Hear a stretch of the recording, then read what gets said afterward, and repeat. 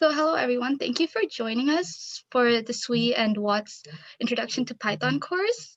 So I'm Anita and I'm one of the technical workshop chairs. And I'm Evelyn, I'm the other technical workshops chair. And we are partnering with SWE to bring on this Introduction to Python. So we have a sign in here if you haven't already signed in, as well as the link to the slides. Sorry. So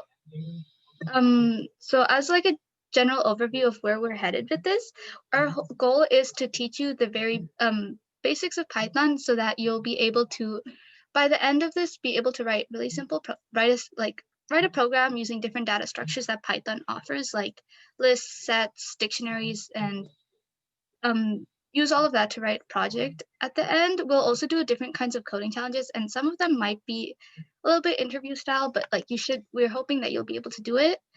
This week, we're starting simple with just variables in Python, and from there, in the future, we'll also, if we have time, start with the data structures, and from there, we'll go on to functions. We'll talk about try except statements, which are useful for like error catching. We'll talk about importing different modules, and in between, we're trying to have make this more engaging by having they'll follow along activities or like questions to try and get you all to so we're not just lecturing at you.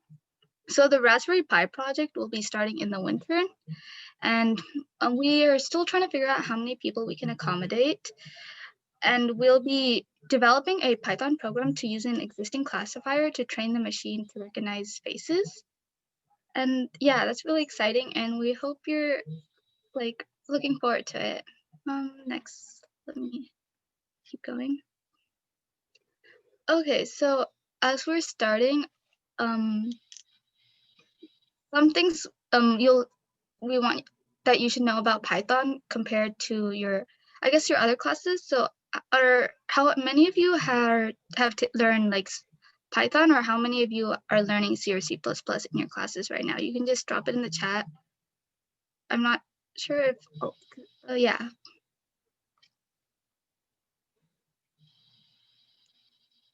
Okay, yeah, C++, because that's what you normally start with. CS31, 30, and you'll learn C++ there. Some things that make Python different is that it's an interpreted language. So opposed to C or C++ or even Java, there's no prior compilation of code, and each line is translated to machine code as it's being executed. Another interesting thing about Python is that it's a dynamically typed language. So that means a variable's type isn't checked as the code executes. It's checked as the code executes. So when you declare a variable, you don't actually have to specify what type it is. And you can even reassign a variable to hold different types as you're running your code. And that's all fine, and that won't cause any issues. Another thing to note is that unlike some of the other languages, the indentation matters for the program to run properly. So you will want to make sure that whenever you have functions, that you're adding these indentations where just one level in whenever you have a loop or a function, and we'll go over that in more details. And then finally, spaces within a line generally aren't important. So I had an example here where those are both fine, and those would both go ahead and print hello. And we have a little program here that would print hello world, and I'm just going to go ahead and run it real quick. I have it in the comments here. So the def main is the syntax needed to declare a function, and the print statements are pretty straightforward. This is how you would print code in Python, and we see that it prints exactly what we expect with whatever's in the quotes. This bottom portion here is what you would use if you were making a file to run Python code. And you don't have to worry about what it means for now. Just know that this part is what it's actually going to call the main function. So what happens is we run this line, and that causes us to go up here and run each of these statements and print each of these lines. Let me just continue from where we are. Okay. Yeah, so the first thing we're talking about in Python is about variables. So a variable is like a name box or bucket. It just is something that's used to store value, and that can be something like a whole number, a decimal, a letter, a word, a sentence. There are different variable types for integers. Ints, decimal numbers probably be like more like floats, complex numbers, and strings. And it's just like, it's basically like a container that you can use. And in Python, like Rita said before, the program kind of figures out what variable to store each value in. So like you tell it what to store in what, and then it picks what kind of variable to use. Next slide. So like here's some examples of it. X equal to 40 gets assigned into an integer since it's an integer. Y equal -2, it's also an integer, so it would be stored in an integer variable. Z is equal to 10.0, even though 10 would be an integer because you included that 0.0, it gets stored into a float. And then also here are some examples of strings. So a string is made up of a sequence of characters, a character being something like a letter, a symbol, a number, any of that can be a character. So with strings in Python, you can concatenate them together, which is basically adding them together. So stir2 is equal to choco plus space pi would give you stir2 just would hold choco space pi with concatenation. And then also with strings, you can print them. So you would just could put the variable name of a string into a print statement, or you could like literally do quote the string and then end quote, and then it would either way it would print the string. So like, for example, print stir2, because we have choco pi and stir2 would print out choco pi.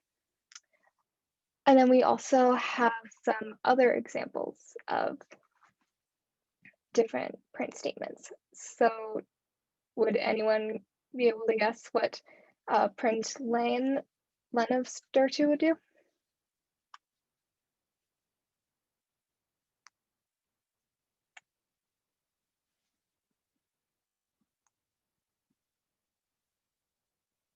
Feel free to drop it in the chat if you, someone has it. Yeah, so it would print out the length of stir2, which in this case would be 9, since it's 9 characters long. And then also with print statements, you can do things like print an individual character in a string, like, and you can do that with brackets and indexing into it. So print stir1 of 0 would print the character of stir1 at index 0, which anyone want to say what that would be in the chat? Yep, that would be an R. Yeah. And then another thing you can also do with that indexing the string into a string is you can say to like print a range of different values in the string. So print stir1 3 to 6 means start at the 3rd index and print everything up until but not including the 6th index. So for print stir1 3 to 6, it would start index 3 with where indexing starts at index 0. And does anyone want to like guess what that would be?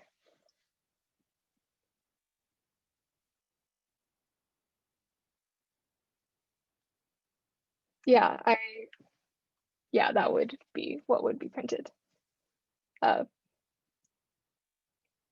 It would print 3, 4, 5, so it actually would just be PBE, because with that it doesn't include the 6th index.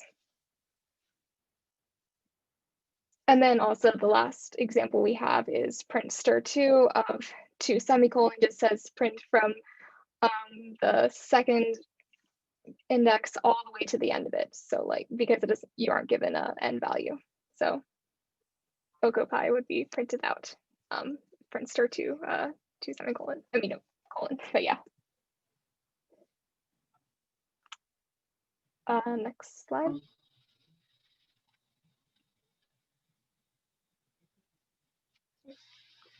Yeah, so with strings, this is just a way to visualize them. Python indexes starting at 0, much like C++ does. So it just stores, it's sort of like an array of characters that starts at 0 and goes until the length -1. So like in the example, you can print an individual element of the array by just saying, by indexing to the array with the brackets and then the number of the index you want to access. And then you can also, wait, and Rita, what is that thing called again where you use the colon notation? Slicing. Slicing, yeah. So you can also do slicing in order to print certain elements of it. Like that example would go from element 3 up until but not including element 6.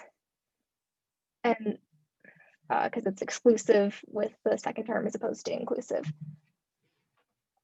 And then that third print statement, print stir2, 2: prints from the third the third character in it, which is at the index 2 all the way to the end. One thing to note is that make sure you remember that the indexing starts at 0. So I noticed like a couple people, we didn't cover that yet, which is why a couple people might not have gotten it. But our indexing always starts at 0. And the first number, when we have the start number in our slicing, we start at that, we include that value. But the end value or the stop value, we don't include that whenever we slicing it. So we don't actually include whatever's at index 6. We do everything from 3 up until whatever's at 6. If that helps clarify. Yeah.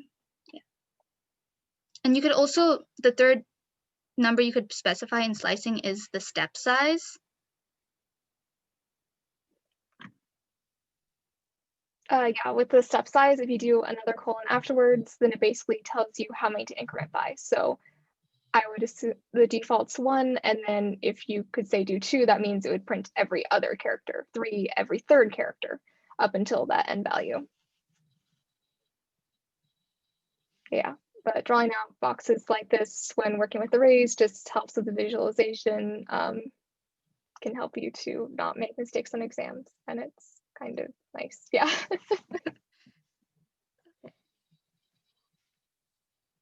Okay, so another type of variable is a Boolean. So Booleans can take on either a true or false value, which could also be represented with a 1 or a 0. So since they store either true or false, you can assign a Boolean by things like my bool is equal to true. So it would store a true value. And then also you can assign it using a statement. So my bool 2 is equal to 3 less than 2 would evaluate, say, is 3 less than 2?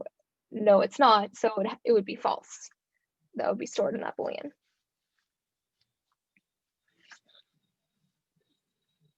And yeah, and in Python, you can check what type of variable it is by using the command type bar. You maybe then accompany that with a print statement, so you could like print type of a variable and then be able to see what kind of variable it chose to store that number in, or a string or whatever it is.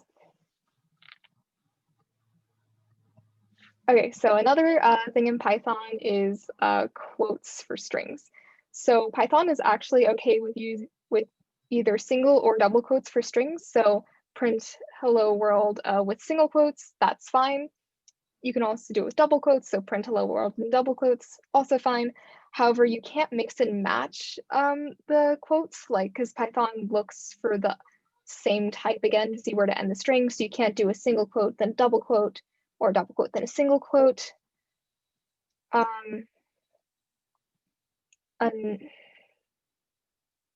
yeah, and then one of the things that's nice to do with this is like that way, if you want to actually have a single quote character inside your string, you can include double quotes around it.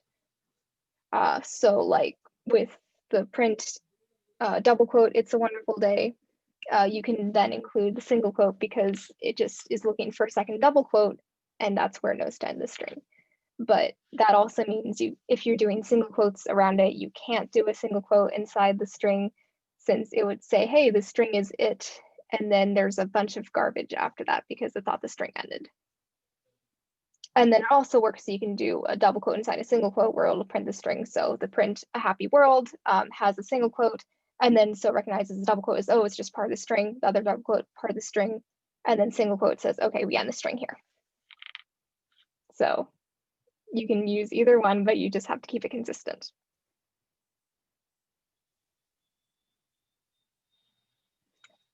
And then you can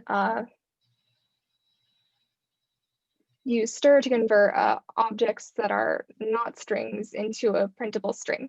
So print just by itself can create a new line, but if you want to print a string that you have in addition to a number and you try doing just print quotes, it is plus 2020, it doesn't know how to do that since it doesn't know how to concatenate an integer like 2020 onto a string. So instead, you can have a couple other options. So one is you can do a comma between terms in the string. So if you can do print it is in quotes, and then your other term, which is an integer, and then you can print those two things together that way. But you can also do print it is, and then have to do a space plus stir 2020. So stir 2020 turns 2020 into a string, so basically makes it like quote 2020 end quote, and then it can concatenate it on that way. And then in our last example, you can like do commas to separate out multiple terms in to be printed too. So just between every single thing you want to do. So it's comma 2020 comma exclamation comma sep space prints it's 2020. Wait, and Rita, can you talk about what the sep does? Yeah, so pretty much by default, whenever you put your whenever you use this comma notation with the print statements, it automatically assumes that it should be putting a space between the elements between whatever arguments you put. So what you would do if in the case that you don't want a space between the number 2020 and the exclamation point, so you have to make sure that you specify sep equals, and you'd put in these two single quotes, I actually don't have any, there's no space between them, and that makes it so that between each of the different arguments, so like it's 2020 and the explanation point, I'm saying that I don't want it to print any spaces between that. One of the questions is you wouldn't have to separately type out string. Yeah, you wouldn't have to separately make a string that holds 2020 if you had 2020 as an integer. You can just go ahead and put it all in one line and either use the plus notation with the string function, or you can separate them all by commas. Does that make sense? Okay, yeah, and if you're using this sep equals, you could also specify a new line character, which we have in this teal box down here. I'm not sure if it keeps getting hidden, but you can use the new line character to change, like, oh, I want each argument to be separated by a new line, and that's another thing you could do with the statement, yeah.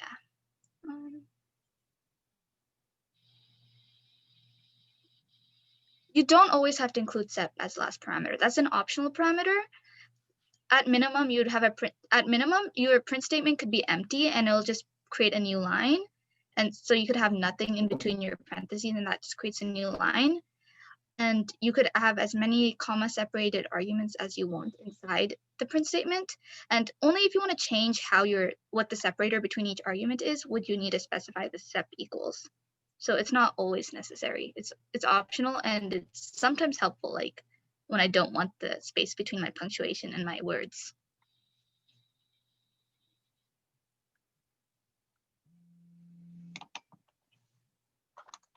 Okay, back to you, Evelyn. Okay, so do you need semicolons? You actually don't need semicolons to end lines in Python, unlike in C++. It's fine to just like say x equals 5.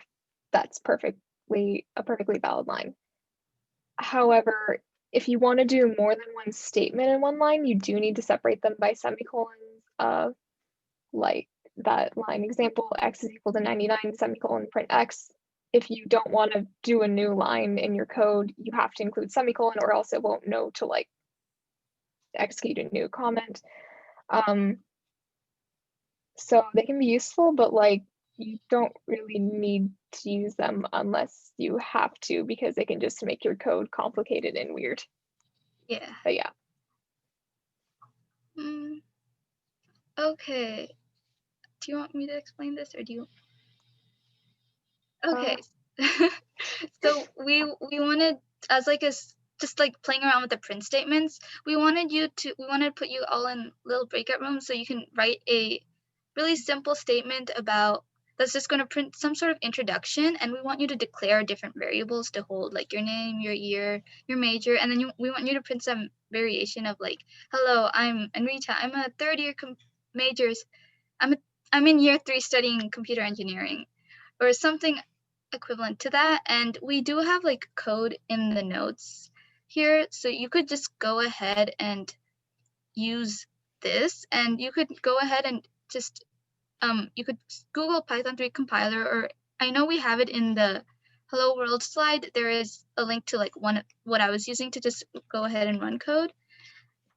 And it's just really quick exercise to get you like using the print functions. You can try out whatever you want to try out really quick for like 5 to 10 minutes. Okay. Yeah, so I hope if anyone has any questions before, oh, thank you for sending the slides. Yeah. If anyone has any questions before I do that to all of us, you can feel free to send it in the chat. I'm going to say there's 40 people, so I'm going to put you in groups of like, I'm going to make 7 groups, I guess. Yeah. We can maybe pause the recording and then start up again after breaking out. Okay, pause recording. We're going to start a little bit about Python data structures, and we're probably not going to get far, but we're gonna start a little bit. So there's like 4 main types you'll see, and the first is tuples. So that's like a collection of ordered immutable objects. So it's like an ordered pair, like x comma y. You can think of a tuple as like the equivalent of x comma y, but you can specify as many different parameters you want in it. So you could do x, y, z, and you could do like a 3-dimensional coordinate, and it's like the order that you put everything in matters, and it's immutable, which means you can't change the current tuple. So you'd have to declare a new tuple and change values. So that's one thing to know about tuples. Lists they're kind of like arrays in C or C++.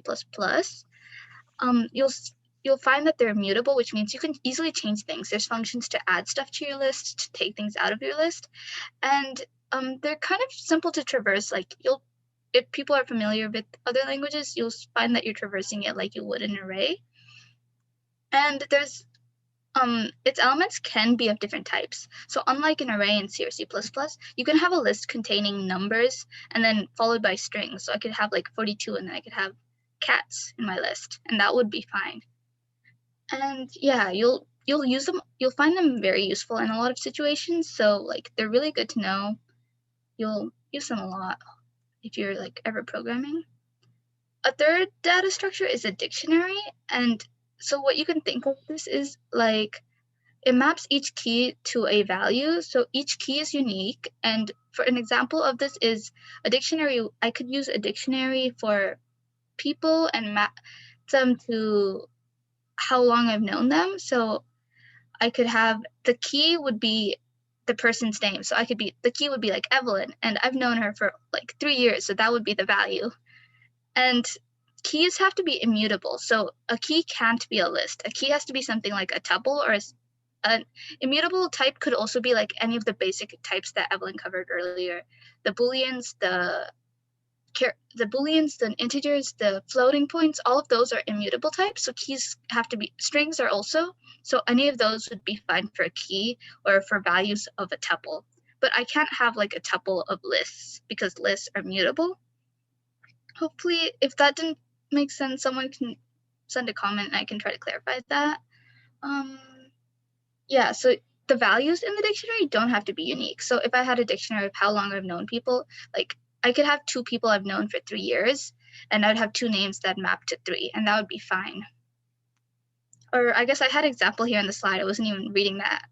Okay, so there's an example of the slide. I can map a person's name to a list of classes they're enrolled in. So this is a little bit more complicated because my value is a list, but I'm allowed to do that. I'm allowed to like combine different data structures in multiple times. So I can map my name to the 3 classes I'm enrolled in this quarter, and each of these classes could be a string. So I could have like CS30.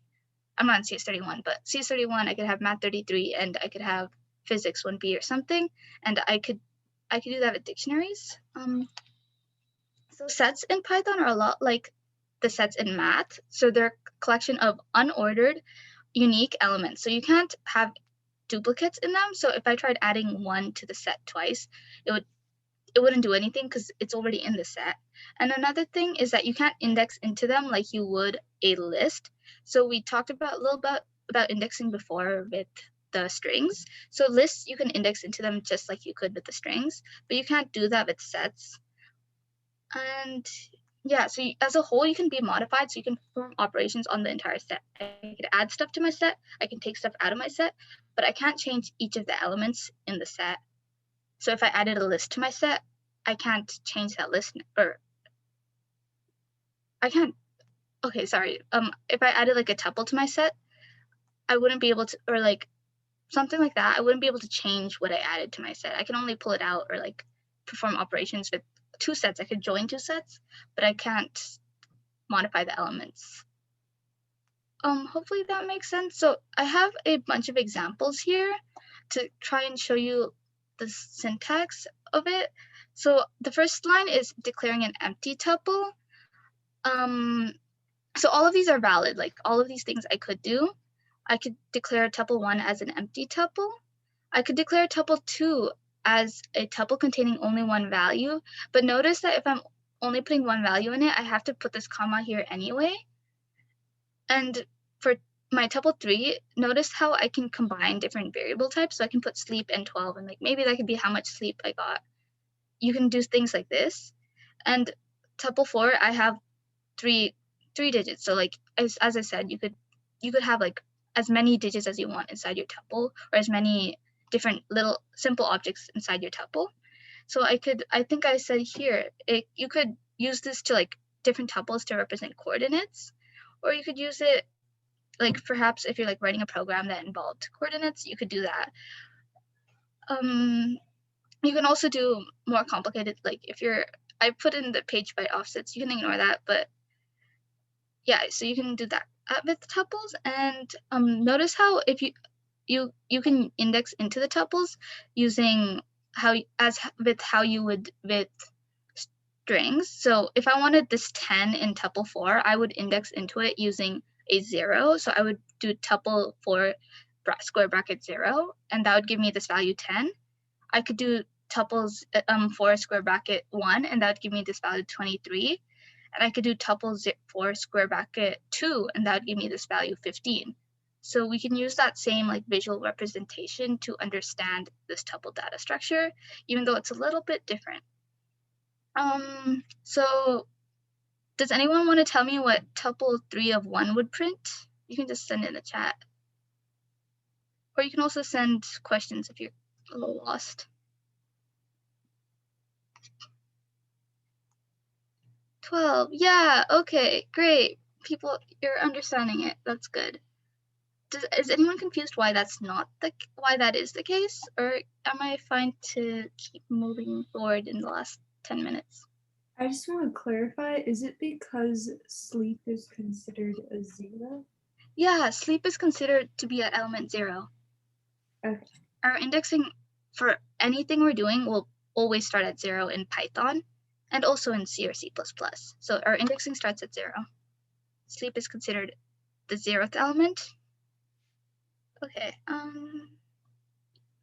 so I'm going to keep going. Feel free to interrupt or send another question. So here we have a set of lists. So you notice how the empty list is, you can declare that using the empty brackets, and that just tells it, okay, I'm making an empty list. And then the second list, list 2 I have, is a list of desserts.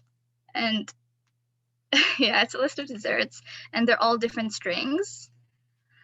List 3 is a list of, I guess it's a list of mixed type. Notice how I have strings like gnocchi, pasta. Notice how I can have an element multiple times. So I can have pasta, pasta, and that's fine that I can have it multiple times, unlike with a set. And then notice that also I mixed type. So I put 10 here, and that let me just, my list has different types, and that's completely okay. So list 4, this line here is what it's doing is it's creating an empty list of a known size. So there's this special, like, you can, I guess you can, I'm not sure if it's exactly called a variable, but it's like a value none. And that just pretty much means like, okay, there's like nothing here, but this lets you say that, this notation here lets you say that you're having like an empty list of size 10. And each of these nuns, so like when if I go to print list 4, I'll see it print with brackets none 10 times inside it. If anyone wants me to like go and print that out, I could also do that. Just let me know. Yeah, and okay.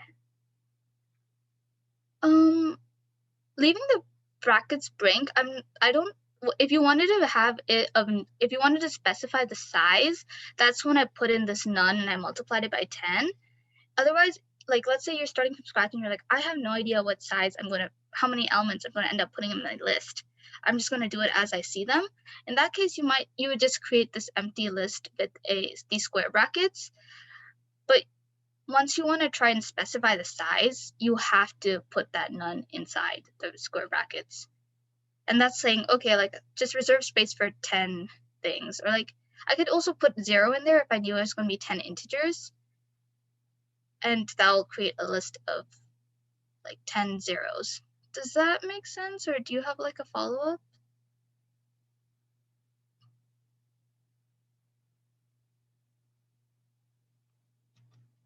It makes sense? Okay. Okay, thank you. Okay, I'll keep going then. If you have questions, feel free to drop them.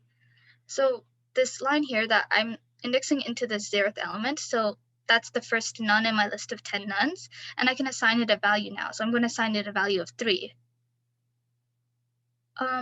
Another function you use a lot with lists is called append. So if we go back to this list 2, which is all the desserts I baked this summer, or like some of them, and I wanted to append another item to it, I can use this function called append, and I could either put in the name, like put in the value itself, or I could put in the name of a variable. Pointers are not a thing in Python. Yeah, you don't normally talk about pointers in Python, which is probably good because they can be a lot.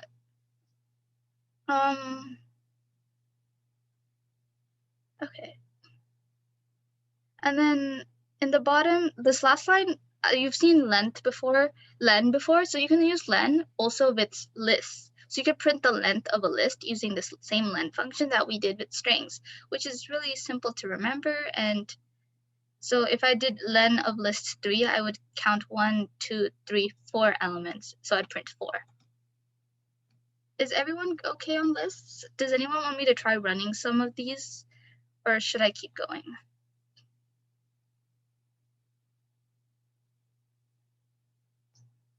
Okay, I'm going to just go ahead and keep going and maybe start dictionaries. Maybe we won't finish them. So the first thing you'll note is this empty dictionary, which is the curly braces. This second line is I'm assigning, I guess, potential grades for different classes. So I have here is I already have these. I have this line here that I'm just going to write in my program that says, okay, CS31, and then that maps to the value 100, and EE3 maps to the value 95. So in each of these, the string, so CS31 and EE3 are the keys, and the values are 195. I can't add another element with the key CS31 or another element with the key EE3 to my dictionary because it's already here. And if I tried, I would end up just changing these values, the values associated with the keys are already here. And that makes sense because that kind of makes sense. If you think of like a dictionary, you'll only find one like listing in a dictionary for a key, but it might have like multiple definitions, but you'll find, if we're ignoring that fact, you'll just find one listing, and hopefully that helps with understanding it. Here I have dictionary 1, and this notation here, notice how I started dictionary 1 as a empty dictionary, and I use square brackets to, this time instead of indexing into it as with the list or with the strings, these square brackets actually let me put the key inside of it. So I put this key here saying that for the key of 10, I want to assign the value 30. So like these 10 and 30 can represent anything. Like I could be mapping the number of pages to the chapter number. So I could say, oh, there's 30 pages in chapter 10. And what would happen, I think, oh, okay. What would happen to dictionary 1 is that I would end up, it wouldn't be empty after this. It would have the value of, it would have this, instead of CS31 here, it'd have 10, and the value associated would be 30. Does anyone want me to run it? I noticed like we're getting kind of close on time, and I'm not sure if people are still following.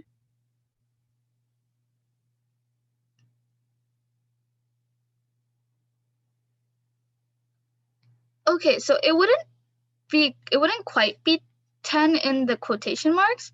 These quotation marks are here because this is a string. So let's just go ahead and really quick.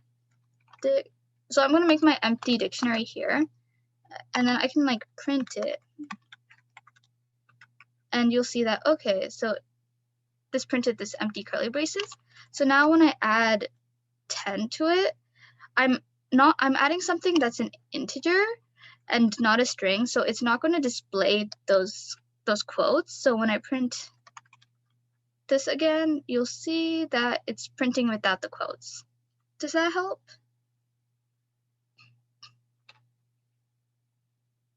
Okay, yeah. I think it's good that I'm running these because some of them it's a little hard to just explain and get it.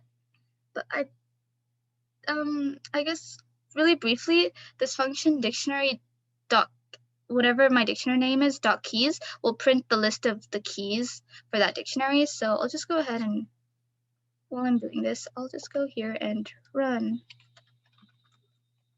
one.keys. And what we expect this to print is just 10 because there's only one key in my dictionary. And as we see, it does print, it just prints 10 because it prints a list of all the keys. So that's why it puts these square brackets in because it's printing in a list format. I think I'm going to stop here just because it's getting close to 9 and I can take any questions. We can take any questions now.